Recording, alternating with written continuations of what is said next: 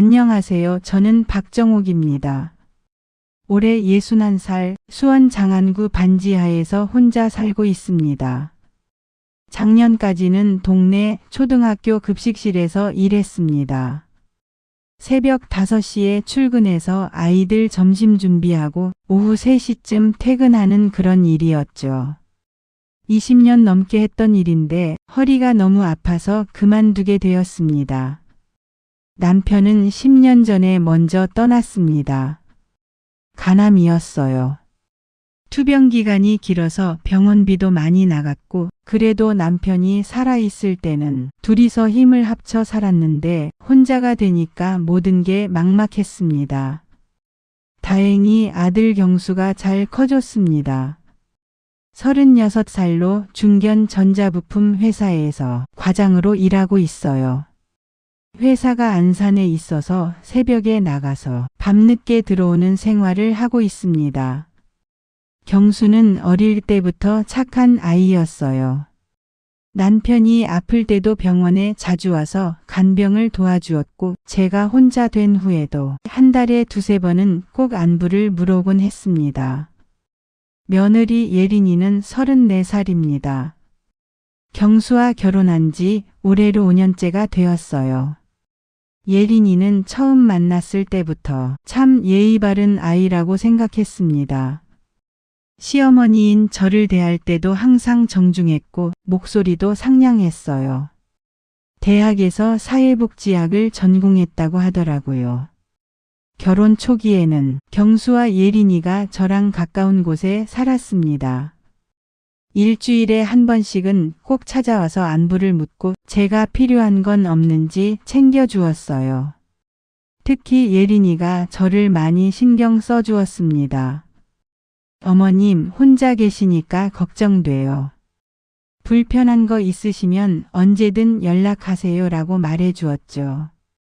급식실 일을 그만두고 나서는 아침마다 집 근처 공원에서 스트레칭을 했습니다.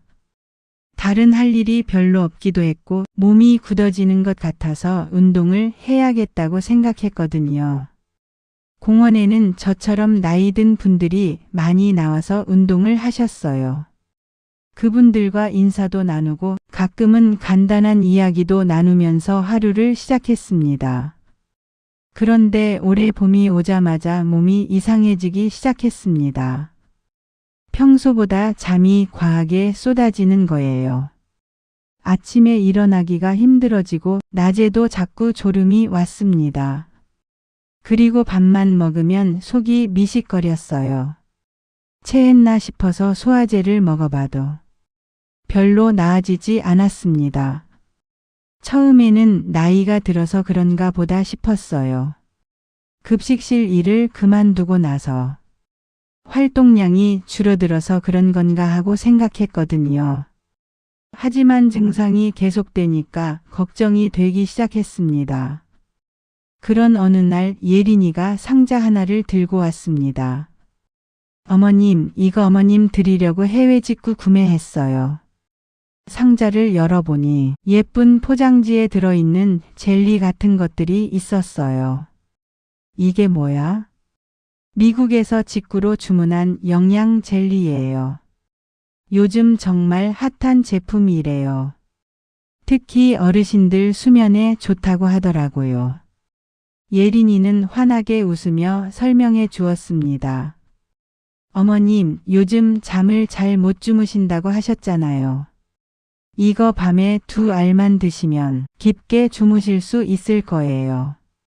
상자에는 영어로 된 라벨이 붙어 있었어요. 저는 영어를 잘 몰라서 무슨 내용인지 정확히 알 수는 없었지만 예린이가 저를 위해 특별히 구해온 것 같아서 고마웠습니다. 고마워 예린아. 그런데 이런 비싼 거 왜 사왔어? 어머님, 비싸지 않아요. 어머님 건강이 더 중요하죠. 그날 저녁 경수가 퇴근해서 왔을 때 예린이가 이 이야기를 했어요. 여보, 어머님께 수면 젤리 사드렸어. 요즘 잠을 잘 못 주무신다고 하시더라고. 경수도 좋다고 했습니다. 엄마 요즘 피곤해 보이셨어요. 며느리 말 듣고 영양제 좀 챙겨 드세요. 아들과 며느리가 모두 저를 걱정해주는 마음이 고마웠어요. 특히 예린이가 저를 위해 직접 외국에서 주문까지 해준 것이 감동적이었습니다. 그날 밤부터 예린이가 권해준 대로 젤리를 2알씩 먹기 시작했습니다. 맛은 달콤했어요. 과일 맛이 나면서 먹기에도 좋았습니다. 첫날 밤에는 정말 깊게 잤어요. 평소보다 훨씬 빨리 잠들었고 중간에 깨지도 않았습니다. 이거 정말 효과가 있구나 싶었죠. 이틀째, 사흘째도 계속 먹었습니다. 예린이가 꾸준히 드셔야 효과가 있어요라고 했거든요. 그런데 일주일쯤 지나자 뭔가 이상한 증상이 나타나기 시작했습니다. 등골이 자꾸 쓰리고 아픈 거예요. 그리고 평소에는 별로 힘들지 않던 계단을 오르내릴 때 숨이 턱 막히기 시작했습니다. 처음에는 날씨가 바뀌어서 그런가 싶었어요. 봄철이라 몸이 적응하느라 그런 건가 하고 생각했거든요. 하지만 증상이 점점 심해지니까 걱정이 되었습니다. 그러던 어느 날 집 앞 약국에 갔습니다. 평소에 혈압약을 받으러 자주 가는 곳이었어요.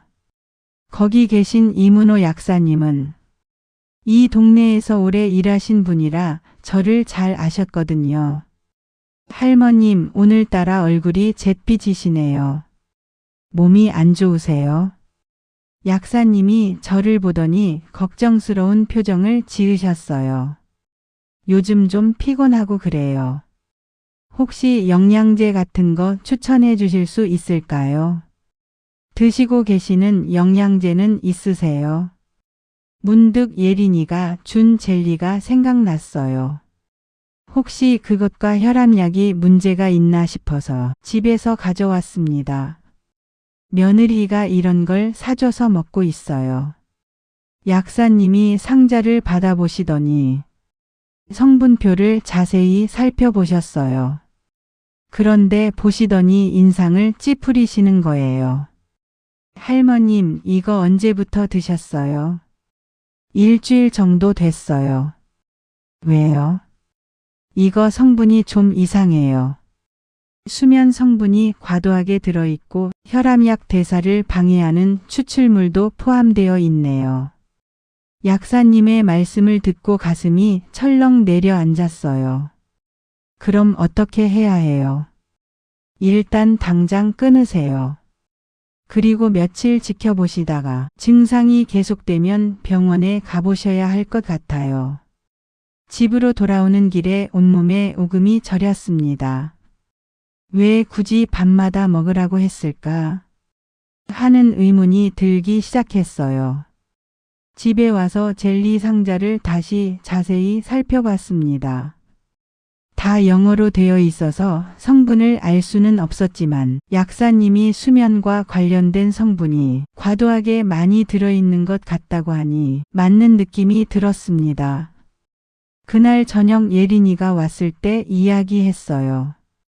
예린아, 약사님이 이 젤리 성분이 좀 이상하다고 하시더라. 당분간 안 먹는 게 좋겠대. 예린이의 표정이 순간 변했어요. 당황하는 기색이 역력했습니다. 어머님, 무슨 말씀이세요? 이건 미국에서 인기 있는 건강식품이에요. 그래도 약사님이 혈압약이랑 같이 먹으면 안 된다고 하시더라고. 어머님, 약사분이 잘못 아신 것 같아요. 이거 정말 안전한 제품이거든요. 예린이는 계속 젤리를 먹으라고 권했지만 저는 약사님 말씀이 더 믿음직스러웠어요. 그래서 그날부터 젤리 복용을 중단했습니다. 며칠 지나니까 정말로 몸이 좀 나아지는 것 같았어요. 등 아픈 것도 줄어들고 계단 오르기도 전보다 수월해졌습니다. 그제야 확신이 들었어요. 분명 그 젤리 때문이었구나. 하지만 한편으로는 의문이 들었습니다. 예린이가 왜 그런 것을 가져왔을까? 정말 모르고 가져온 걸까? 아니면 다른 이유가 있는 걸까? 그때까지만 해도 저는 예린이를 의심하지 않았어요. 아마 좋은 뜻으로 가져왔는데 우연히 제 몸에 안 맞았을 거라고 생각했거든요.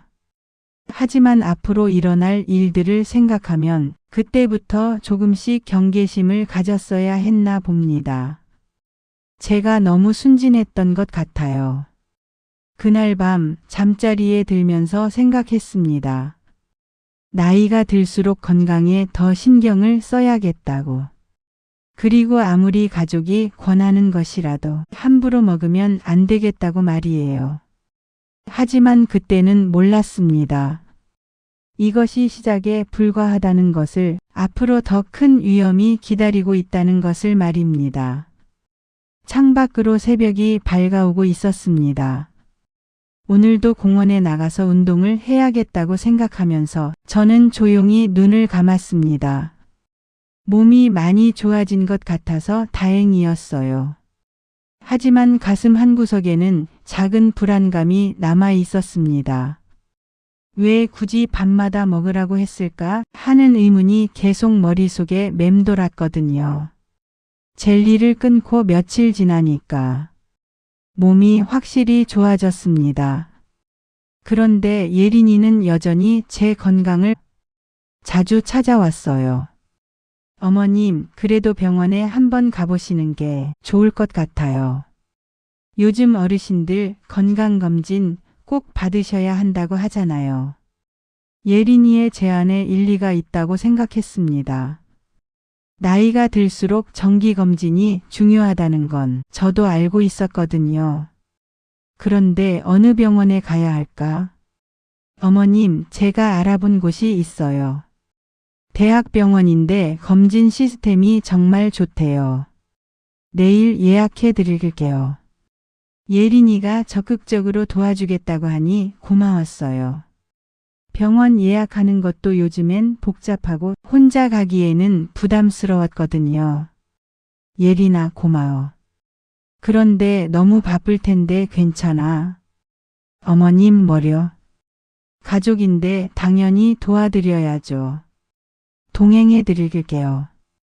다음 날 아침 예린이가 일찍 와서 저와 함께 병원에 갔습니다. 정말 큰 대학병원이었어요. 사람들도 많고 시설도 좋아 보였습니다. 예린이는 접수부터 수납까지 모든 걸 척척 처리해 주었습니다. 저는 그냥 따라가기만 하면 되었어요. 병원 직원들과도 익숙하게 대화하는 모습을 보니 뭔가 안심이 되었습니다. 어머님, 여기 앉아 계세요. 제가 다 처리해 드릴게요. 검진을 받는 동안에도 예린이가 계속 옆에서 챙겨주었어요. 검사 항목도 설명해주고 의료진과의 대화도 도와주었습니다. 의사 선생님과 상담할 때도 예린이가 함께 들어왔어요. 어머님이 요즘 잠을 잘 못 주무시고 소화도 안 되신다고 하셔서 걱정이 돼요. 예린이가 제 증상을 자세히 설명해 주니까 의사 선생님도 이해하기 쉬워하셨어요. 검사 결과는 당일에 나왔습니다. 경미한 빈혈, 이상 소견 없음이라고 나와 있었어요. 어머님, 다행히 큰 문제는 없으시네요. 빈혈만 조금 있으니까 철분제 드시면 될 것 같아요. 의사 선생님 말씀을 듣고 안심이 되었습니다. 예린이도 다행이라며 기뻐했어요. 어머님, 정말 다행이에요. 앞으로도 정기적으로 검진 받으시는 게 좋겠어요. 병원에서 돌아오는 길에 예린이가 말했습니다. 어머님, 오늘 저녁은 제가 해드릴게요. 몸에 좋은 음식으로 준비할게요. 고마워, 예린아. 너 때문에 정말 든든해. 그날 저녁 예린이가 정성스럽게 저녁을 준비해 주었습니다. 경수도 일찍 들어와서 셋이 함께 식사를 했어요. 엄마 검진 결과 어떻게 나왔어요? 별 이상 없다고 하더라. 예린이가 잘 챙겨줘서 안심이 됐어. 경수도 안심하는 표정이었습니다. 다행이네요. 예린아 엄마 잘 챙겨줘서 고마워. 식사를 마치고 예린이와 경수가 설거지를 하는 동안 저는 거실에서 쉬고 있었어요. 그런데 갑자기 화장실이 급해져서 부엌을 지나가게 되었습니다. 그때 부엌 서랍에서 뭔가 떨어진 걸 봤어요. 예린이가 설거지하느라 정신없이 있는 사이에 서랍에서 봉투 하나가 바닥에 떨어져 있었습니다. 저는 자연스럽게 그걸 주워서 서랍에 넣어주려고 했어요. 그런데 봉투가 열려 있어서 안에 든 것들이 보였습니다. 공증 대리인의 명함이 하나 있었고 그 뒤에는 문서 몇 장이 있었어요. 맨 위에 있던 문서의 제목이 눈에 들어왔습니다. 성년후견 개시 심판 청구서 초안. 그 아래에는 피후견인 박정호, 후견인 서예린이라고 적혀 있었습니다. 순간 머릿속이 하얘졌어요. 성년후견이 뭔지는 대충 알고 있었거든요. 치매나 정신질환으로 판단 능력이 없는 사람을 대신해서 재산관리나 법적 업무를 처리하는 제도라고 들었어요. 그런데 왜 제 이름으로 이런 서류가 준비되어 있는 걸까요? 뒤에 있던 서류를 더 살펴봤습니다. 주거권 보장 조건에 재산관리 위임 서식 사본이 끼워져 있었어요. 손이 떨리기 시작했습니다. 내가 치매라도 된 줄 아나? 하는 생각이 들었어요. 하지만 저는 멀쩡했습니다. 기억력도 괜찮고 판단력도 정상이었어요. 그런데 왜 이런 서류가? 급하게 봉투를 원래 자리에 넣어두고 화장실에 다녀왔습니다. 거울을 보니 제 얼굴이 창백해져 있었어요. 거실로 돌아와서도 계속 그 문서 내용이 머릿속을 맴돌았습니다. 예린이가 설거지를 마치고 나와서 말했어요. 어머님, 오늘 하루 수고 많으셨어요. 이제 들어가서 푹 쉬세요. 응, 고마워. 예린이와 경수가 집으로 돌아간 후에도 잠이 오지 않았습니다. 계속 그 서류 생각만 났어요. 다음 날 아침 예린이가 외출한다는 연락을 받았습니다. 어머님, 오늘 친정 엄마 병원 모시고 가야 해서 못 갈 것 같아요. 기회라고 생각했어요. 예린이 없이 혼자 다른 병원에 가서 정밀 검사를 받아보고 싶었거든요. 제 정신 상태가 정말 정상인지 혹시 제가 모르는 사이에 뭔가 이상해진 건 아닌지 확인해 보고 싶었습니다. 택시를 타고 서울의 다른 대학병원으로 갔습니다. 어제 간 병원과는 다른 곳이었어요. 혈액검사, 소변검사, 간기능검사까지 정밀하게 받고 싶어요. 의사 선생님께 상황을 설명하니 친절하게 검사를 안내해 주셨어요. 최근에 복용하신 약물이나 건강식품이 말씀해 주세요. 예린이가 가져다 준 젤리 이야기를 했더니 사진을 보여달라고 하셨어요. 다행히 핸드폰에 사진을 찍어둔 게 있었어요. 검사 결과를 기다리는 동안 정말 초조했습니다. 혹시 정말 제게 문제가 있는 건 아닌지 걱정되었거든요. 몇 시간 후 결과가 나왔습니다. 의사 선생님이 심각한 표정으로 말씀하셨어요. 할머님, 간 수치가 비정상적으로 나오셨어요. 그리고 혈액에서 진정 계열 성분 노출 흔적이 발견됩니다. 그게 무슨 뜻인가요? 최근에 수면제나 신경안정제 같은 성분에 노출되셨다는 뜻이에요. 아까 보여주신 젤리 사진 때문인 것 같습니다. 의사 선생님의 표정이 더욱 굳어졌어요. 이건 일반적인 건강식품이 아닙니다. 사실상 약물 혼합물에 가까워요. 계속 복용하셨다면 위험할 수도 있었습니다. 충격이었어요. 예린이가 건강을 위해서 가져다 준 것이 실제로는 위험한 물질이었다니요. 그럼 제 정신 상태는 괜찮은 건가요? 네, 인지기능이나 판단 능력에는 전혀 문제 없으세요. 다만 그 물질의 영향으로 일시적으로 몸이 안 좋으셨던 것 같습니다. 집으로 돌아오는 길에 머릿속이 복잡했습니다. 예린이가 정말 모르고 가져온 건지 아니면 다른 목적이 있었던 건지 확신이 서지 않았어요. 그런데 부엌 서랍에서 본 그 서류들이 계속 신경 쓰였습니다. 성년후견 신청서라니 왜 그런 걸 미리 준비해 둔 걸까요?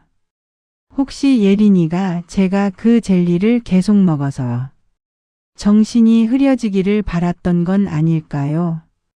그래서 성년후견 신청을 할 명분을 만들려고 했던 건 아닐까요? 생각할수록 끔찍했습니다. 하지만 확실한 증거가 없었어요. 그냥 제 추측일 수도 있었거든요. 그날 밤 잠자리에 들면서 결심했습니다. 앞으로는 더 조심해야겠다고.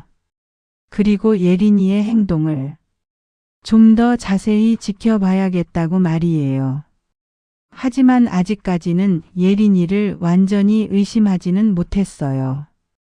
혹시 정말 선의로 한 일인데 제가 오해하고 있는 건 아닌지 하는 생각도 들었거든요. 다만 한 가지는 확실했습니다. 앞으로는 아무리 가족이 권하는 것이라도 함부로 먹지 않겠다는 것이었어요.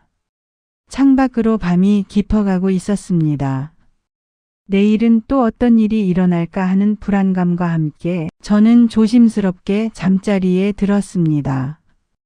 부엌 서랍 속 그 봉투가 계속 신경 쓰였지만 아직은 어떻게 해야 할지 모르겠었어요. 좀 더 지켜보면서 판단해야겠다고 생각했습니다. 며칠 후 수요일 예린이가 아침 일찍 전화를 했습니다. 어머님, 오늘 친정 엄마 병원에 모시고 가야 해서 늦게 갈게요. 그래, 알겠어. 친정 어머니 몸은 괜찮으시고? 네, 정기검진 받으러 가시는 거예요. 오후에 시간 되면 들를게요. 전화를 끊고 나서 문득 생각이 났어요. 예린이가 어디에 가는지 한번 확인해 보고 싶다는 생각이 들었거든요. 부엌 서랍에서 본 그 서류들 때문에 자꾸 의심이 생겼어요.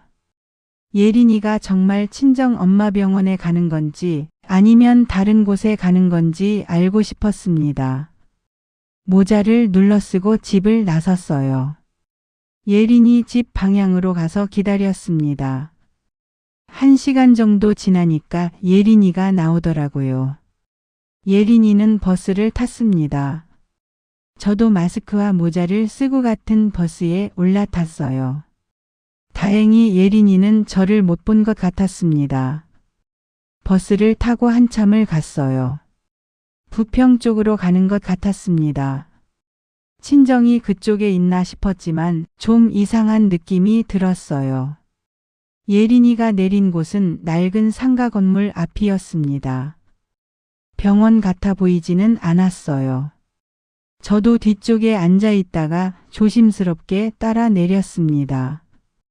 예린이는 상가 건물 2층으로 올라갔어요.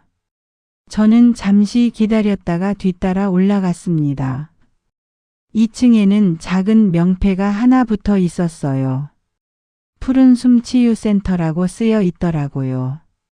치유센터라니 무슨 곳인지 궁금했습니다. 문이 살짝 열려 있어서 안을 들여다볼 수 있었어요. 안에는 40대에서 50대로 보이는 사람들이 빽빽이 앉아 있었습니다. 모두 여성들이었고 앞에서 누군가가 강의를 하고 있었어요. 강사로 보이는 중년 남성이 말하고 있었습니다. 여러분, 진정한 사랑이 무엇인지 아십니까?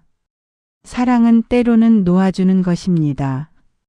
사람들이 고개를 끄덕이면서 열심히 메모를 하고 있었어요. 비용이 많이 드는 병상에서의 연명치료보다는 고요하고 평안한 전환을 도와드리는 것이 진짜 효도가 아닐까요? 그 말을 듣고 소름이 돋았어요. 고요한 전환이라니 무슨 뜻인지 대충 짐작이 갔거든요. 강사는 계속해서 설명했습니다. 저희는 제휴의원과 함께 체계적인 패키지 서비스를 제공합니다. 건강검진부터 시작해서 동행 서비스까지 모든 걸 도와드려요. 한 여성이 손을 들고 질문했습니다. 그런데 법적인 문제는 없나요? 강사가 빙긋 웃으면서 대답했어요. 저희는 법률 파트너십을 통해서 후견제도나 재산 이전까지 원스톱으로 처리해 드립니다. 모든 절차가 합법적으로 이루어지니까 걱정하실 필요 없어요. 듣고 있으니 점점 무서워졌어요. 이게 무슨 조직인지 알 것 같았거든요. 질의응답 시간에 한 여자가 다시 질문했습니다. 혹시 중간에 들키면 어떻게 하나요? 강사는 여전히 웃으면서 답했어요. 평온하게 서류 절차로 진행하면 됩니다. 가족이 직접 사인하고 신청하면 누구도 의심하지 않아요. 성년후 견제도는 이미 법적으로 인정받은 시스템이니까요. 그 순간 온몸에 소름이 돋았어요. 부엌 서랍에서 본 그 서류들이 떠올랐거든요. 구석에 앉아있던 예린이가 메모를 하면서 고개를 끄덕이는 모습이 보였습니다. 제가 아는 그 착하고 예의 바른 며느리의 모습과는 전혀 달랐어요. 강의가 끝나갈 무렵 예린이가 USB 하나를 꺼내서 강사에게 건넸습니다. 강사가 USB를 받으면서 예린이에게 속삭였어요. 표본 케이스 깔끔하게 끝내봅시다. 지금까지 잘 진행되고 있는 것 같은데요. 예린이가 조용히 대답했습니다. 네, 거의 다 준비됐어요. 조만간 마무리될 것 같아요. 그들이 말하는 표본 케이스가 저를 의미하는 것 같아서 등골이 오싹했어요. 떨리는 손으로 휴대폰을 꺼내서 녹음 버튼을 눌렀습니다. 늦었지만 그래도 증거를 남겨야겠다고 생각했거든요. 사람들이 하나둘씩 나가기 시작했어요. 예린이도 곧 나올 것 같아서 급하게 계단으로 내려갔습니다. 1층에서 숨어서 기다리고 있으니 예린이가 나왔어요. 다른 여성 2명과 함께 이야기하면서 걸어가더라고요. 다음 주까지는 서류 준비 완료하고 그 다음 주에 진행하면 될 것 같아. 검진 결과는 어떻게 됐어? 제휴병원에서 필요한 대로 나왔어. 문제 없어. 그들의 대화를 들으면서 온몸이 떨렸어요. 제가 받았던 검진이 조작된 것이었구나 하는 생각이 들었거든요. 예린이 일행이 멀어진 후에 저는 다시 2층으로 올라갔어요. 치유센터 문 앞에 놓여 있던 홍보 전단지 몇 장을 가져왔습니다. 집으로 돌아오는 길에 전단지를 읽어봤어요. 겉으로는 그럴듯하게 쓰여 있었지만 내용을 자세히 보니 섬뜩했습니다. 사랑하는 가족을 위한 마지막 선택. 품위 있는 인생의 마무리. 법적 분쟁 없는 안전한 절차. 이런 문구들이 적혀 있었어요. 집에 도착해서 녹음 파일을 다시 들어봤습니다. 짧은 시간이었지만 중요한 내용들이 녹음되어 있었어요. 특히 표본 케이스, 서류 절차, 성년 후견 같은 단어들이 선명하게 들렸습니다. 그날 저녁 예린이가 왔을 때 아무렇지 않은 척했어요. 어머님, 오늘 하루 어떻게 지내셨어요? 친정 엄마 모시고 병원 다녀왔어요. 그래, 어머니는 괜찮으시고? 네, 다행히 별 문제 없으시대요. 예린이는 평소와 다름없이 밝게 대답했지만 이제는 그 웃음이 가짜로 느껴졌어요. 예린아, 그런데 요즘 무슨 공부하는 거 있어? 네? 무슨 말씀이세요? 아니야, 그냥 요즘 바빠 보여서. 아, 사회복지 관련 세미나 같은 거 가끔 들어요. 최신 동향 파악하려고요. 거짓말이었어요. 사회복지 세미나가 아니라 노인들을 이용하는 방법을 배우는 곳이었거든요. 그날 밤 잠이 오지 않았습니다. 머릿속에 온갖 생각이 들었어요. 예린이가 저를 어떻게 하려는 건지, 그리고 저는 어떻게 해야 할지 고민했습니다. 아들 경수에게 이야기해야 할까 생각했지만 과연 믿어줄까 하는 걱정이 들었어요. 증거가 부족하면 오히려 제가 이상한 사람 취급받을 수도 있겠다는 생각이 들었거든요. 하지만 분명한 건 앞으로 더 조심해야 한다는 것이었어요. 그리고 증거를 더 많이 모아야 한다는 것도 깨달았습니다. 창밖으로 새벽이 밝아오고 있었습니다. 오늘부터는 예린이의 모든 행동을 주의 깊게 지켜봐야겠다고 다짐했어요. 아들이 믿어줄까? 그래도 증거를 더 모아야 해. 그렇게 생각하면서 조용히 눈을 감았습니다. 앞으로 어떤 일이 일어날지 모르지만 더 이상 당하고만 있을 수는 없었어요. 제 직감이 맞다면 예린이는 저를 이용해서 무언가 큰 계획을 세우고 있는 것 같았습니다. 하지만 저도 만만한 상대가 아니라는 걸 보여줘야겠다고 생각했어요. 푸른 숨 치유센터에서 목격한 일들을 며칠 동안 혼자 곰곰 생각해 봤습니다. 아들 경수에게 말해야 할지 고민이 많았어요. 하지만 더 이상 혼자 감당할 수가 없겠다는 생각이 들었습니다. 경수가 퇴근해서 집에 온 날 용기를 내서 말을 꺼냈습니다. 경수야, 엄마가 할 말이 있어. 네, 엄마. 무슨 일이세요? 예린이 일인데. 좀 이상한 일이 있었어. 경수의 표정이 궁금하다는 듯 변했어요. 저는 처음부터 차근차근 설명했습니다. 예린이가 가져다 준 젤리 이야기, 부엌 서랍에서 발견한 성년 후견 서류, 그리고 푸른 숨 치유센터에서 목격한 일들까지 모든 걸 털어놨어요. 경수는 처음엔 못 믿겠다는 표정이었습니다.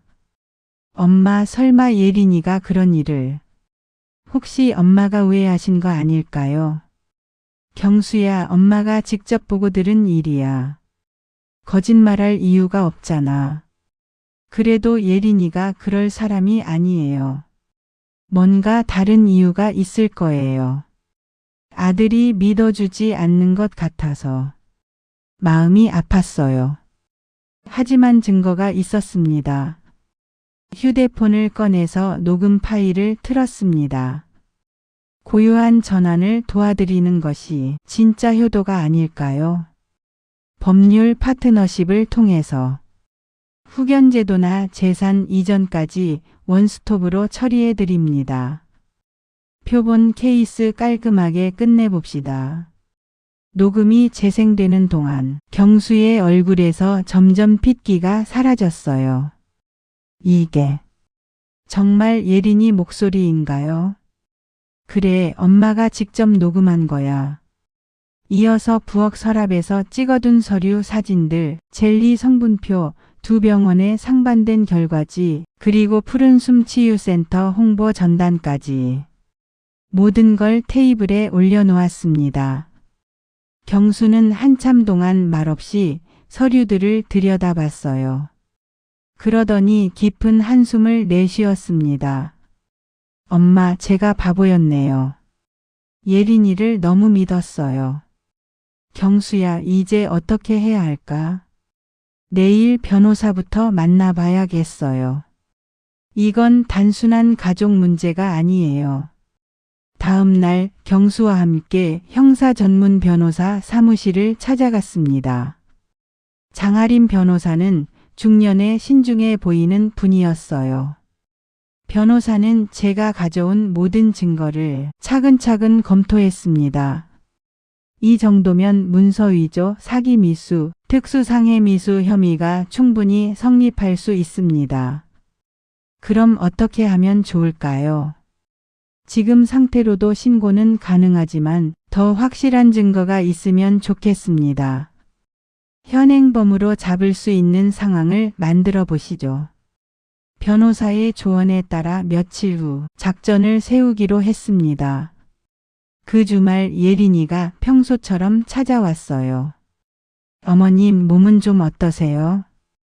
요즘 컨디션이 안 좋아 보이셔서 걱정돼요. 응, 괜찮아. 그런데 예린아, 차 한 잔 끓여줄 수 있어? 네, 물론이죠. 어떤 차 드실래요? 대추생강차 좋아해. 예린이가 부엌에서 차를 끓이는 동안 저는 거실에서 기다렸어요. 테이블 아래에는 미리 설치해둔 간이 검사 키트가 숨겨져 있었습니다.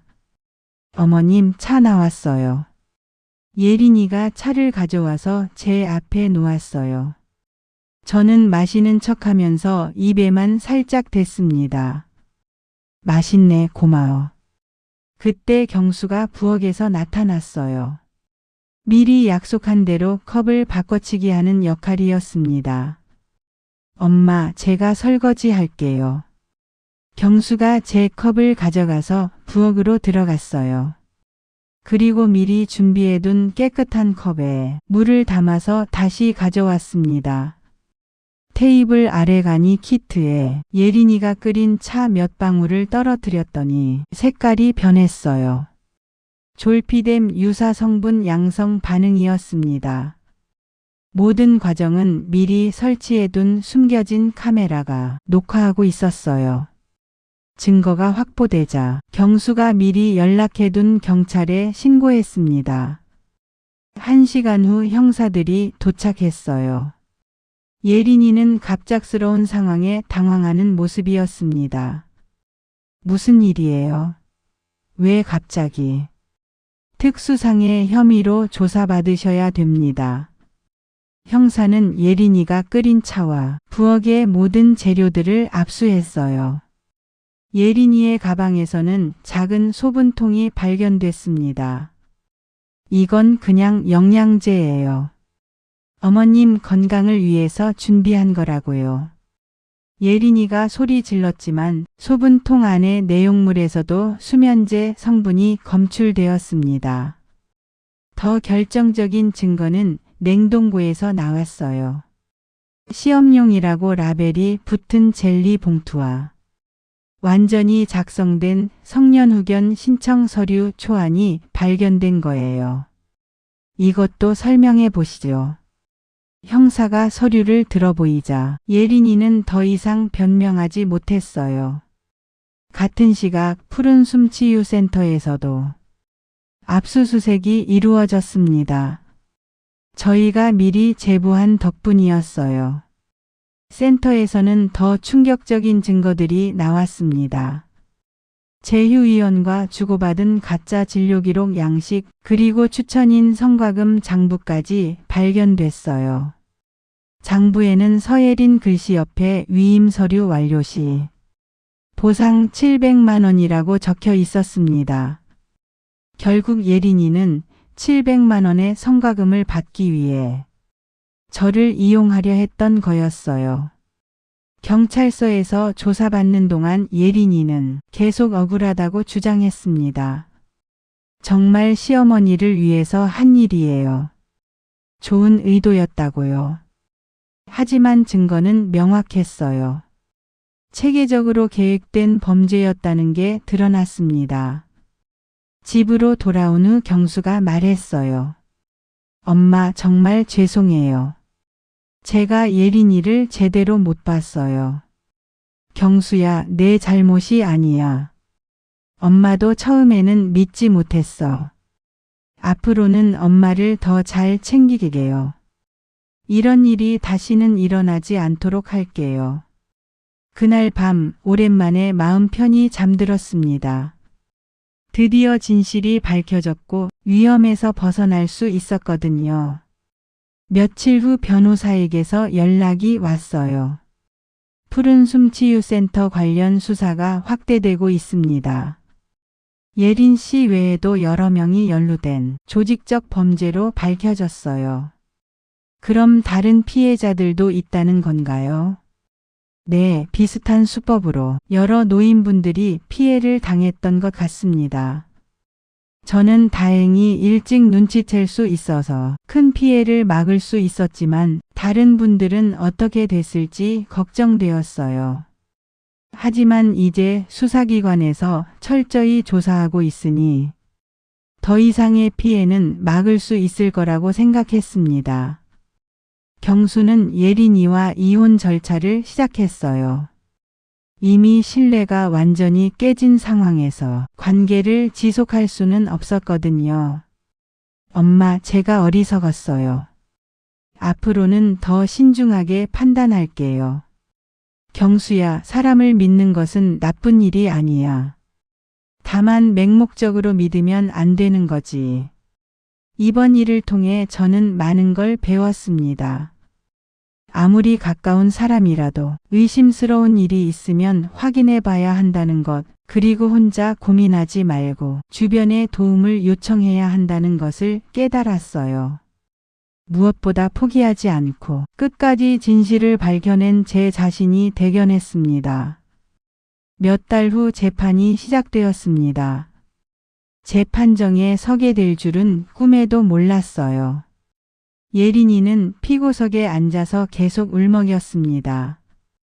정말 시어머니를 편하게 해드리려던 선한 의도였어요. 제가 잘못 판단한 건 맞지만 해치려던 건 절대 아니에요. 하지만 판사님은 엄중한 표정으로 고개를 저으셨습니다. 피고인은 고령자이면서 기존 복용 약물이 있다는 사실을 알고도 상호작용을 일으킬 수 있는 물질을 지속적으로 투여했습니다. 또한 성년후견 제도를 악용한 재산관리 위임을 계획했다는 점도 중대합니다. 검사가 증거를 제시할 때마다 예린이의 얼굴이 창백해졌어요. 피고인은 조직적 범죄에 가담하여 성과금까지 약속받았습니다. 이는 단순한 실수나 선의로 볼 수 없습니다. 결국 서예린에게 징역 12년, 푸른숨 치유센터 대표에게 징역 15년이 선고되었습니다. 제휴위원도 업무정지 처분과 함께 별도 형사처벌을 받았어요. 가짜 진료 기록을 작성하고 조직에 협력한 대가였습니다. 재판이 끝나고 법정을 나서는데 예린이가 저를 보더군요. 그 눈빛에는 원망과 후회가 섞여 있었어요. 하지만 저는 더 이상 미안해하지 않았습니다.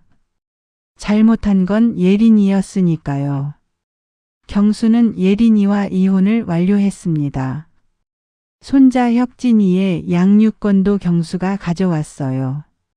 엄마, 정말 죄송했어요. 제가 예린이를 제대로 못 봤어요. 이제부터는 제가 엄마를 제대로 지킬게요. 경수가 진심으로 사과하는 모습을 보니 마음이 아프기도 했어요. 이 모든 일로 아들도 많이 상처받았을 테니까요. 경수야, 내 잘못이 아니야. 사람은 누구나 속을 수 있어. 중요한 건 깨달았을 때 올바른 선택을 하는 거지. 혁진이는 처음에 엄마가 왜 안 오는지 자꾸 물어봤어요. 아직 어린아이라 상황을 이해하기 어려웠을 거예요. 할머니, 엄마는 언제 와요? 혁진아, 엄마는 지금 다른 곳에 있어. 대신 할머니랑 아빠가 혁진이를 더 많이 사랑해 줄게. 아이에게 어떻게 설명해야 할지 고민이 많았지만 거짓말은 하고 싶지 않았어요. 저는 예린이가 준 젤리의 후유증으로 한동안 병원 치료를 받아야 했습니다. 간 수치가 불안정해서 주기적으로 검사를 받고 해독 치료도 병행했어요. 의사 선생님께서 말씀하시길 조금만 더 늦었다면 회복이 어려웠을 수도 있다고 하시더라고요. 정말 아찔한 일이었습니다. 하지만 서서히 몸이 회복되면서 일상도 되찾을 수 있었어요. 집으로 돌아온 후 저는 창가에 작은 칠판을 하나 걸었습니다. 그리고 거기에 두 줄을 적었어요. 1. 처방 외 제품은 사진 찍어 약사 의사에게 먼저. 2. 가족이라도 무조건 믿지는 말기. 이 두 가지는 앞으로 제가 꼭 지켜야 할 원칙이었어요. 다시는 이런 일이 일어나지 않도록 스스로에게 하는 약속이었습니다. 몇 달이 지나자 일상이 서서히 돌아왔습니다. 다시 공원에서 아침 운동을 시작했고 이웃분들과도 인사를 나누며 지냈어요. 집 앞 약국의 이문호 약사님이 손을 흔드셨습니다. 할머님, 요즘 얼굴이 많이 좋아지셨어요. 건강 회복되신 것 같아 다행이네요. 약사님 덕분이에요. 그때 말씀 안 해주셨으면 큰일 날 뻔했어요. 아니에요. 할머님이 현명하게 판단하신 거죠. 약사님의 말씀을 들으며 새삼 깨달았어요. 전문가의 조언이 얼마나 소중한지 말이에요. 약은 전문가에게. 그걸 이제 확실히 알았죠. 주말이면 경수와 혁진이가 함께 놀러와요. 경수가 김치전을 뒤집고 혁진이가 상을 차리는 걸 도와줍니다. 식탁 위에는 늘 물잔이 2개 놓여 있어요. 하나는 제가 마시는 것이고 다른 하나는 혁진이가 검사한 물이라면서 가져오는 거예요. 할머니, 이 물은 제가 확인해 봤어요. 안전해요. 아이의 장난 같지만 그 덕분에 모두가 웃을 수 있어요. 혁진이 나름대로 할머니를 보호하려는 마음인 것 같아서 기특하기도 하고요. 어느 봄날 창문을 열어두니 바람이 커튼을 부드럽게 밀었습니다. 저는 칠판 밑에 새로운 메모를 하나 더 붙였어요. 의심은 나를 살렸고 사람은 나를 일으켰다. 이번 일을 통해 깨달은 진리였습니다. 적절한 의심은 자신을 보호하는 방법이고 좋은 사람들의 도움은 다시 일어설 수 있는 힘이 된다는 것을 배웠어요. 이제 제 하루는 느리지만 단단하게 흘러갑니다. 아침에 일어나서 체조를 하고 집 앞 약국에서 혈압약을 받고 공원에서 이웃분들과 인사를 나누고 저녁에는 경수와 혁진이와 함께 시간을 보냅니다. 평범하지만 소중한 일상이에요. 그리고 그 일상을 지켜낸 제 자신이 자랑스럽습니다. 가끔 예린이 생각이 날 때도 있어요. 처음 만났을 때는 정말 착한 며느리라고 생각했는데 어떻게 그런 일을 계획할 수 있었는지 아직도 이해가 안 돼요. 하지만 이제는 원망하지 않습니다. 그 일이 있었기에 제가 더 강해질 수 있었고 진짜 소중한 것이 무엇인지 깨달을 수 있었거든요. 혁진이가 자라서 이 이야기를 들려줄 때가 올 거예요. 그때는 이렇게 말해주고 싶어요. 혁진아, 사람을 믿는 건 좋은 일이야. 하지만 맹목적으로 믿으면 안 돼. 항상 확인하고 의심스러우면 전문가에게 물어보고 혼자 고민하지 말고 믿을 만한 사람에게 도움을 요청해야 해. 그리고 무엇보다 중요한 건 포기하지 않는 거라고 말해주고 싶어요. 아무리 어려운 상황이라도 끝까지 포기하지 않으면 반드시 길이 있다고 말이에요. 오늘도 창밖으로 따뜻한 햇살이 들어옵니다. 새로운 하루가 시작되는 거죠. 61살의 박정옥, 오늘도 건강하고 당당하게 하루를 시작합니다. 칠판에 적힌 원칙들을 다시 한번 읽어보며 오늘도 조심스럽지만 자신감 있게 하루를 살아갈 준비를 합니다. 제 이야기가 어디선가 비슷한 상황에 있는 분들에게 도움이 되었으면 좋겠어요.